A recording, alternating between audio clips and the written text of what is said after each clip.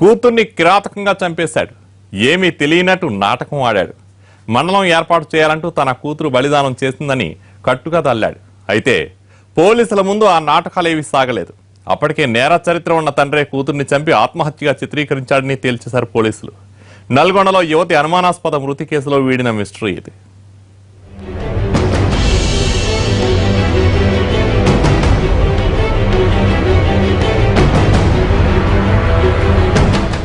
నల్గొండ జిల్లా చండూరు మండలం గట్టుప్పలలో యువతి అనుమానాస్పద మృతి కేసులో మిస్టరీ వీడింది. మానసిక వికలాంగురాలైన సోనిది ఆత్మహత్య కాదు, హత్యేనని తేల్చారు పోలీసులు. కూతుర్ని తండ్రి చంపి ఆత్మహత్యగా చిత్రీకరించాడని విచారణలో తేలింది. ఈ నెల 14న సోని కాలిన గాయాలతో అనుమానాస్పద స్థితిలో చనిపోయింది. అప్పటికే ఆ ఊళ్ళో గట్టుప్పల మండలం ఏర్పాటు కోసం ధర్నాలు, ఆందోళనలు జరుగుతున్నాయి. అయితే తన కూతురు మండలం ఏర్పాటు కోసం ఆత్మహత్య చేసుకుందని తండ్రి ప్రచారం చేశాడు. దీంతో పోలీసులు రంగంలోకి దిగి దర్యాప్తు మొదలుపెట్టారు. ఘటనా స్థలాన్ని పరిశీలించారు. అనుమానంతో లోతుగా దర్యాప్తు చేశారు.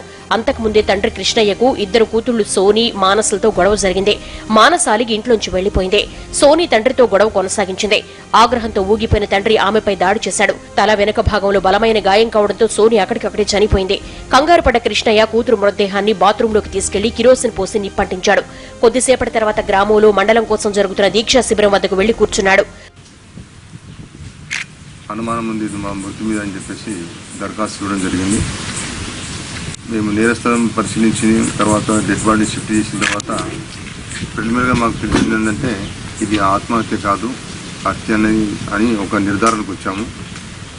అదే దిశగా ఈ దర్యాప్తు ప్రారంభించి ఈ కేసును ఛేదించడం జరిగింది. బాత్రూంలో కాలి ఉన్న సోని మృతదేహాన్ని చూసి మానస వెంటనే తల్లిదండ్రులకు చెప్పింది. మండలం కోసమే తన కూతురు ఆత్మహత్య చేసుకుందని తండ్రి ప్రచారం మొదలుపెట్టాడు. అయితే కృష్ణయ్య గతంలో ఓ హత్య కేసులో జైలు శిక్ష అనుభవించాడు. ముందే నేర చరిత్ర ఉండడంతో అతన్ని అనుమానించారు పోలీసులు. కృష్ణయ్య కదలికలపై నిఘా పెట్టి అదుపులోకి తీసుకుని విచారించారు. దీంతో తానే ఈ హత్య చేసినట్లుగా ఒప్పుకున్నాడు. 24 hours లోపలనే మాకు ప్రాథమికంగా వాళ్ళ తండ్రి మీద మాకు అనుమానం వచ్చింది. దానికి 2-3 రకాల కారణాలు ఉన్నాయి. దాంట్లో వాళ్ళ కూతురు ఇచ్చిన కొద్ది సమాచారం, అదేవిధంగా అతని యొక్క పాత హిస్టరీ. క్షణికావేశంలో కూతుర్ని చంపిన కృష్ణయ్య మండలం కోసం ఆత్మహత్య చేసుకుందని నమ్మించి తప్పించుకుందామని చూశాడు. కానీ చివరకు కటకటాల పాలయ్యాడు.